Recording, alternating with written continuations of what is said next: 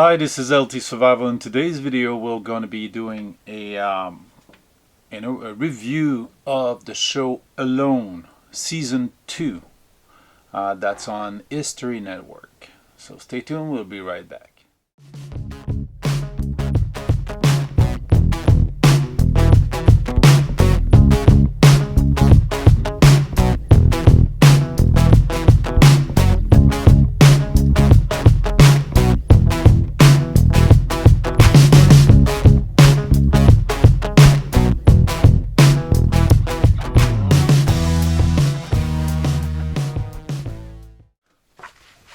Well, as most of you are familiar with the show Alone on History Network, this year is the second second season of the series. Again, this 10 participants are present. They're in northern Vancouver Island and on the Pacific side, to be exact, which is not the funniest place in the winter. There's Jose, which is the only Canadian representative. He's originally from Spain and is in Yukon right now. Nicole from Portland. Randy from Flagstaff, Arizona. Mary Kate, Homer, Alaska. Mike Lowe, which is Lewis, Colorado. David McIntyre, Kentwood, Michigan. Justin Vitito, Augusta, Georgia. Larry Roberts, Rush City. He's a YouTuber also. Tracy Wilson, another female from Aiken, South Carolina. And Desmond White from Coolidge, Arizona. Again, there's a few rules you have to understand when you listen to this show. And this will not be a criticism on how they did. It's going to be more on the analytic side. And I want to emphasize that we're going to see how they do and how they are placed into the psychology of survival, not the way they do things. I mean, they've got the guts to get there. For most of them, this is foreign territory.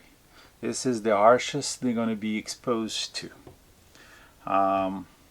We won't go to the root of the should have and the should not have done this. Sometimes we'll try to expose some solutions. So I'm going to do episode 1 and 2 right now. I've seen the third. I've tried not to be tainted by it.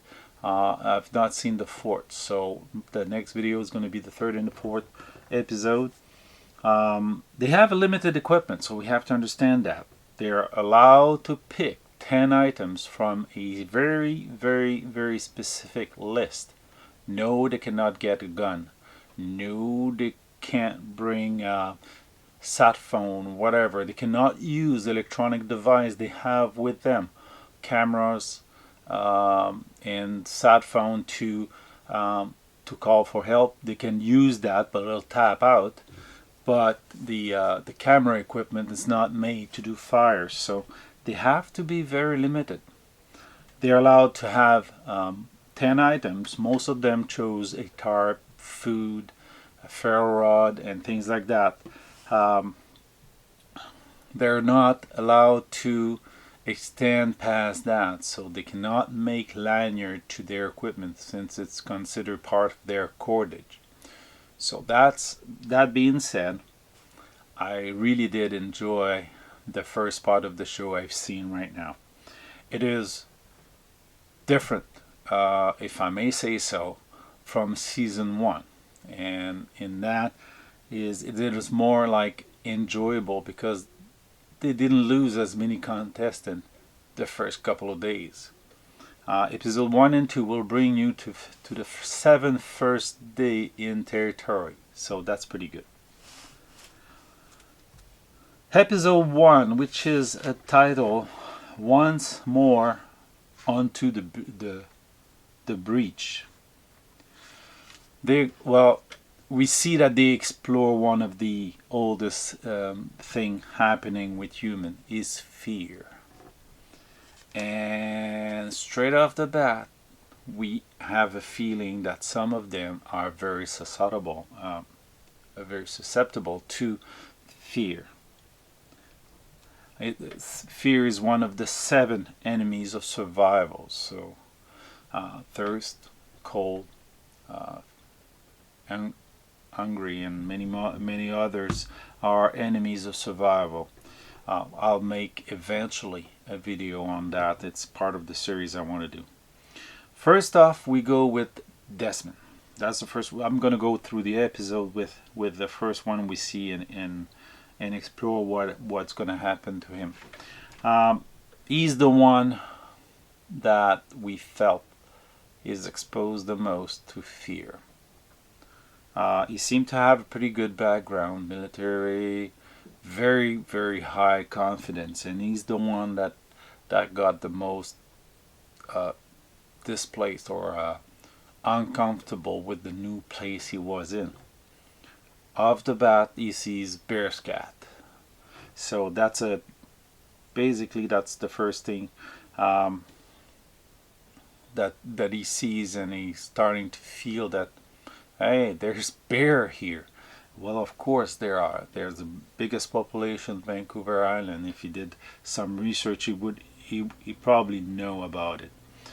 There's cat all over the place. He's probably picked. Oh, and that's one thing I wanted to tell you first. The sight they get is not according to their training, but according to a draw. So basically, it's the luck of the draw. They get the position where they landed. So he's in bear country, and he's in bear territory and very tight to them. He's hearing all kinds of things, and you see him transfer to the fear mode. He almost at the beginning you can feel he's worried and he's not confident.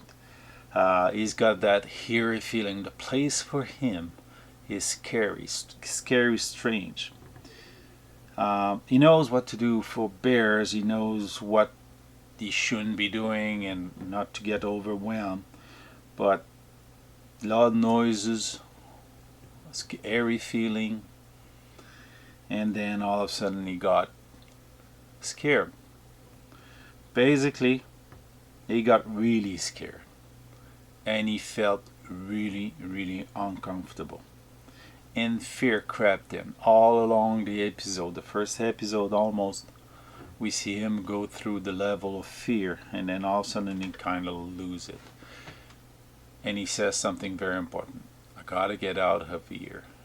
And bottom line, at that point, 3/4 of the way into the episode, a bell rang, and you know he's gonna tap out, because that fear level is never gonna lessen. And he's trying to occupy himself on the beach, trying to get through the cycle and come down into fear level, but no luck at all. He's in bear country. He hears them all over, and that was too much. That was it. That first contestant was eliminated in the first episode. Spoiler alert for those that were not listening to that weren't aware that I would say what happened. And he got scared, and that was it. I mean, when you lose it, you lose it pretty bad. Larry Roberts. Yes. He got probably the worst landing location of them all. Steep terrain all around him. Had to put his temporary shelter up by a creek, so very susceptible to get water all over a creek that would go out of his bed.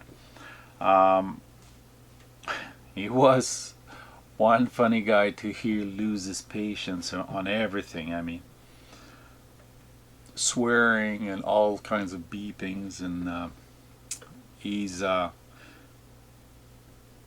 almost lost it. But that could be a good thing to voice that. First of all, he announced his presence to all others of the bears and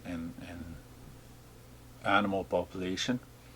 Second of all, it empty himself of all that negative emotion. And just, well, I'd like to think that by being frustrated, if you can vent it out and let it go and then recover, then you can probably get rid of that emotion and be able to continue. And he's up to the challenge. I mean, he landed and it's raining, pouring rain all over. So he had to make good time on building a temporary shelter. Um, he he doesn't like his first location, doesn't like his first shelter. Bear visit him second night. He hears them, so he vocalized. It's a way of saying to the bear, "Stay away. You know I'm here. I know you're there." So, and the bear goes away, and that the episode ends like that. Mary Kate. Well, Mary Kate got wet. She stood off the float of the plane and basically sank above her rain boots. She's a funny girl to hear about, to hear going through her stuff. She make a first shelter that most people would have think of making, just throwing a tarp over a branch and and call it a day. But in a rainforest, you gotta get off the ground, and that what happens. She had again lots of rain coming down on her, and water at the end of the first night got in her shelter, so she started to get her gear soaked. Her sleeping bag is down, and that's really hard to dry, so got a little wet. She responded quickly. Um, she had to rethink her shelter to make sure it was built to protect her gear from the ground. And she did. She made a boat with a second tarp and a boat, basically a container in which she put her stuff, and then built the shelter that she built. She put the boat in and elevated. So with a second tarp, which protected her gear. Tracy, she's the other woman out of well, there's three female, and Tracy's the second one. She's the most surprising of them all. Um, she's a little overweight. She's a former military and police, law enforcement basically. Uh, she's the one that's the most calm, and she started with they all have the sense of making some teaching while they're filming themselves. Remember, they're filming alone themselves. They have tripods and they film, and then they have to fill with something. That's why we don't see all of them in the first episode. Some of them didn't film very much in the first days. They started filming later on. And that's the last contestant we see on that episode. She has the best shelter of them all. She used a tarp that went, basically she made a lean-to and the tarp came back underneath. She had visitors.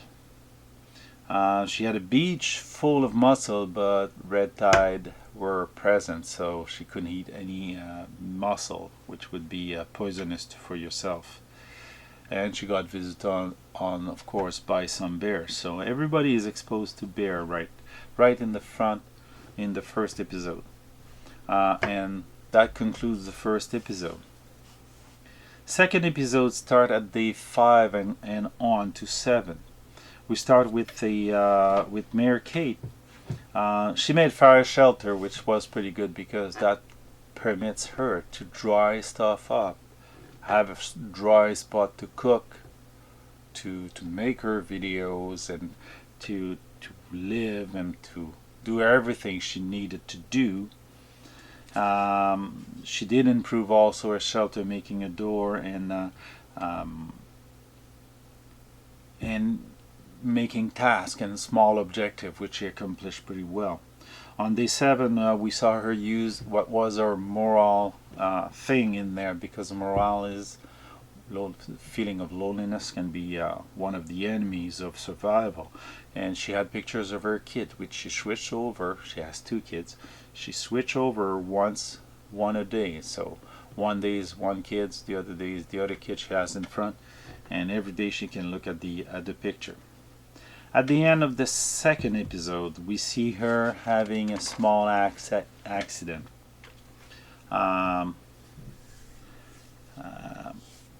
She cut her hand. Basically, she was using the axe to split small woods, and she had her hand like this, and the axe came down and bounced off the wood, and she hit her hand. The episode finished with that. She seemed to freak out pretty much, and we saw her saying, I can't feel my tongue, things like that. And the 2nd episode finished there. At that point, I said, if she can't fix that, and that's not very superficial, then she would tap out. Because you need both hands to survive. Surviving with one hand is only a temporary measure. If she cannot fix herself and make sure that she can have a workable hand, at least, not a perfect hand, but a workable hand, then that might cause her to tap out. And we'll see in the 3rd episode what happened. We see Justin finally in the episode, and he's out to scout. He has his camp. We didn't see him build the camp, but we see him scout the area. He had chosen the multi-tool, one of the rare one that chose a multi-tool instead of a fixed blade knife. And yeah, he goes around, and he has a duck every day that comes by, and he says to the camera, that's going to be my lunch one day when I'm really desperate.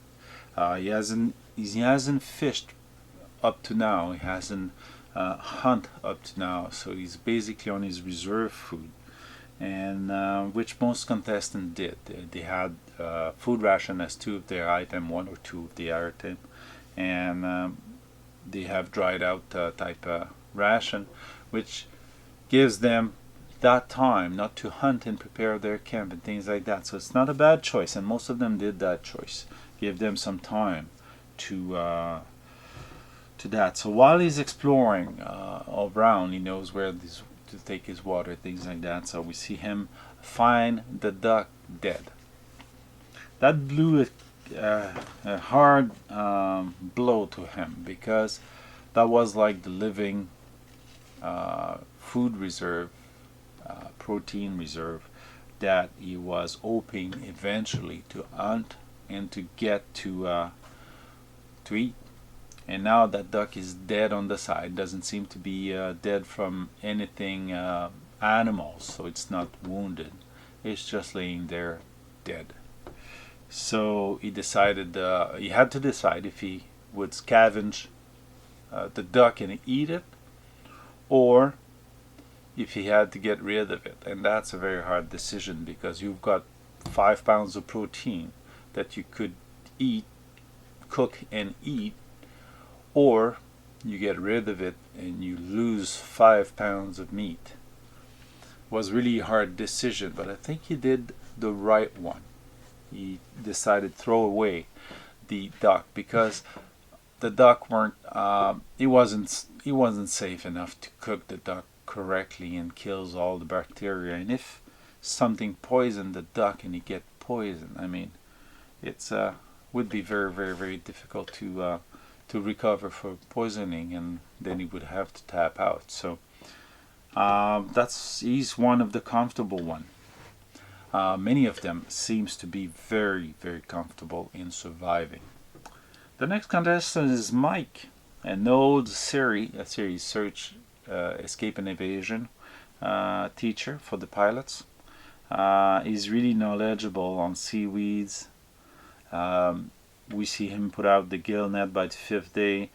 The next morning got even 3 fish, which was more than he could eat, so he tried to preserve one in the makeshift cooler for the next day, and we'll see that in the next episode, I guess, what happened to the fish, if the bear gets to it, or if he's going to be able to eat the fish on the next day, which is a good idea. I mean, if you have a little more food than you need, then he's preserving the meat for the next day. Another method he could have used is drying, making jerkies basically out of it, trying to preserve food that he could have kept. Odor is, with predators like bears, odor is always a problem, so you want not to attract them by having food with you. Although he's really knowledgeable and seems very comfortable, he's the one that feels the other danger, loneliness, danger of survival. He's even experiencing chest pressure from missing his wife and being lonely. He has a childhood that was pretty bad, being in an orphanage and missing people and missing things. So we'll see how times goes, but that pressure, that loneliness feeling can get to him and get him to tap out. Don't expect some of them not to tap out right away. They made 7 days, so I think we'll see in third episode that they'll make another 7 or 8 days. I haven't checked very much when I listen to the next episode. Oops. And I don't recall seeing the time lapse on the next episode, so we'll see what happened. Randy, yes. Randy seems to be the most established guy. He's basically the guy that's most experienced with primitive living, and he's comfortable with it. He built trap that didn't work, but he had the time to build trap. His camp seems to be very complete, secure. He's got a cooking area, a sleeping area in the same tarp. He's having a fire and everything, so he's working well. Trap didn't work on the first day, which on the 5th to 7 days, and he basically probably larger animals were tripping the trap, so it didn't go that well. One more time we see a contestant lose the ferro rod. They all have the 5-inch ones, so they're difficult to lose, but this one, he did lose it, and he was able to see in the camera himself losing it. It was starting a fire, and he put away his ferro rod beside him, and it rolled down into the fire. Fire material, fire, everything burned because it was starting the fire, so he built the fire on top of it, and it burned down to the ground. So basically he lost his ferro rod. The damn thing are lost easy, and there's a quick fix they could have done, and I don't want to judge him on that. I'm not even sure if they had a hole in the ferro rod, but if he did, he had fishing lines with him. He could have passed a couple of braid of fishing line and tie it to himself or to his neck, or do something to keep that ferro rod from falling all over the place. So that was an easy fix, but I mean, we're not there to think about it, and I'm there and saying, oh, okay, that could have been avoided. Like for our friend last year, Joe Robinette, he lost his ferro rod, but this time he just didn't lose it because he put it on top of something and flick it out. he lost it because it burned out. So he had to resort to primitive fire starting, so bow drill. Um, I didn't catch the timing when I listened to the video, but some of the other YouTubers that talk about the episode said it took him at least 5 long hours to be able to start his fire. Luckily, he got fire finally, and he's probably gonna make it okay. But that might reduce, depending how he preserve his ashes at the end, and to be able to blow it back up. Uh, he's the one that's gonna have the most difficulty keeping that fire going. One other, oh no, that's another episode. David, the philosopher of them all, he started by saying, do I look angry? He had one of those faces that when he look at himself, I think he's always angry. So he's past his time on the fifth day to do some philosophy about being angry and how beautiful and how it was good for him to be here, to be there, and things like that. And he decided to fish. He recovered some lines, plastic lines, on the beach. They are authorized to use as much stuff they find as they can. So, and he made a one long 4-hook line. I don't remember how he called it in English. And the next day he didn't have any result, just kelp wrapped around all his hook, and he lost one of them.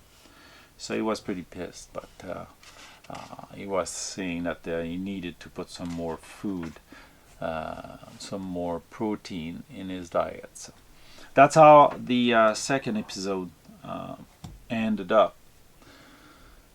In that second episode, we see them basically struggle with the daily task. They're established. They do have emergency rations, like those food ration they took with them, basically dry beans or whatever it was, and they are consuming those slowly. It's good to see that they can establish themselves. At least that's what I found.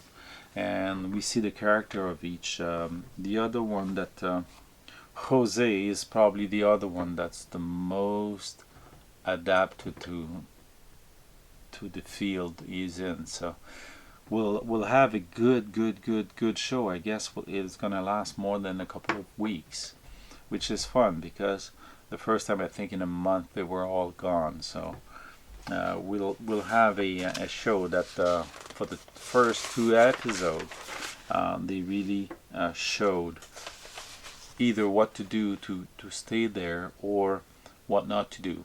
And even Larry had some mishaps in the second day. The ground is pretty bad. Northern Vancouver Island is basically a rainforest, a northern rainforest, and it's not that warm, and it's winter, so it's lots of rain. They get 200 inch a year, and they've got 200 inch, that's pretty much, but they got lots of rain and lots of days of raining in the winter. That's the worst condition you can find yourself in.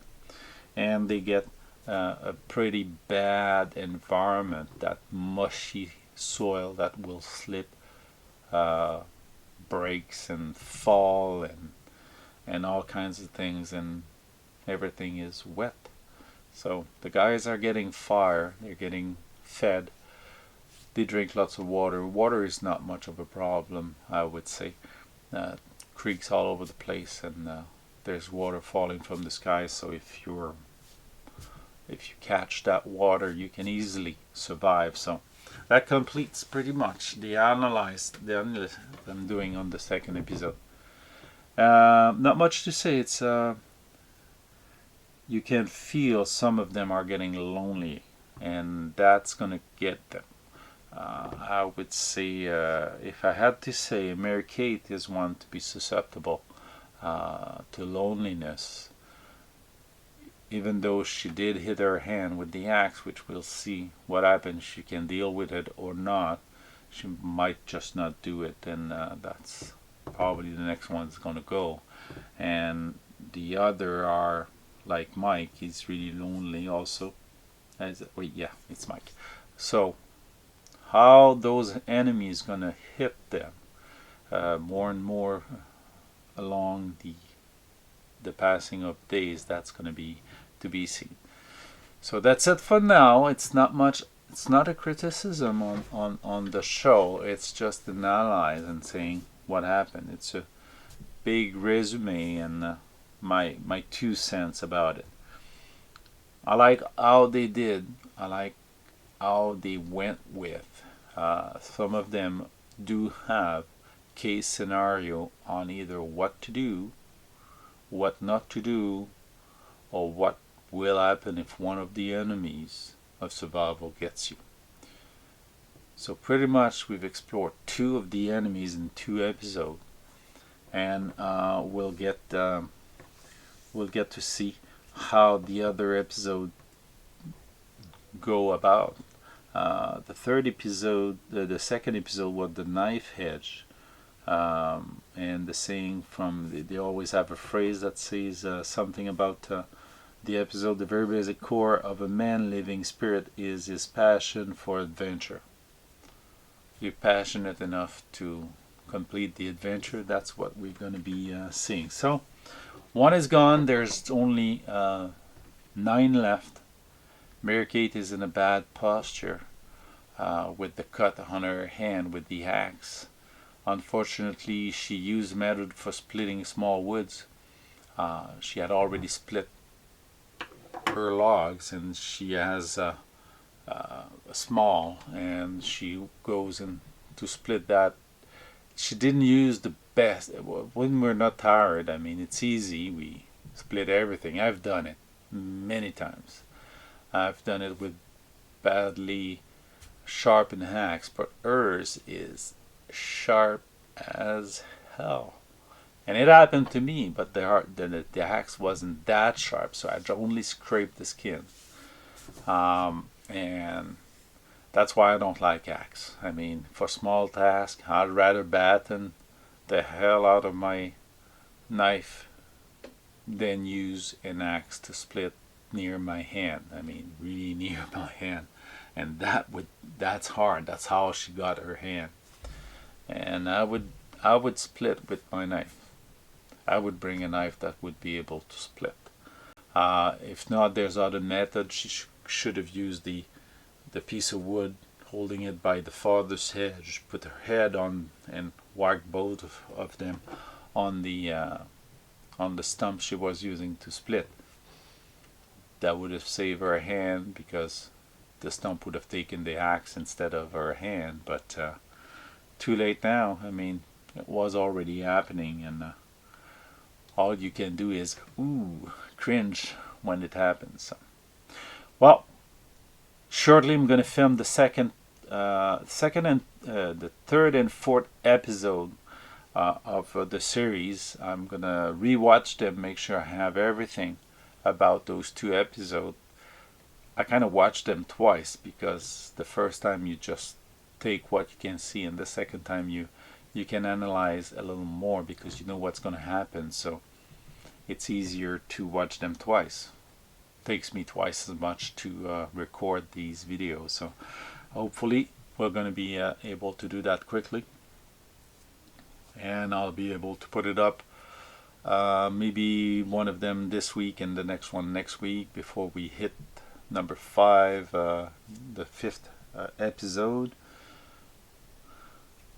This time I have access to all of the episodes. I ain't gonna be blocked, so that's fun. I'm really enjoying and looking forward how the other guys are faring in the next day. Unfortunately, I think there will be 8 by the 3rd episode, and I'm not sure if we're gonna have another one that's gonna be lost in the 4th episode. Some might be having issue with loneliness. Maybe hopefully no more accident, but that might happen also. So stay tuned. We'll see you in the next video. If you like this kind of video, please click like, share, and subscribe. Make sure you tell your friend that we're on YouTube. We're also on Facebook.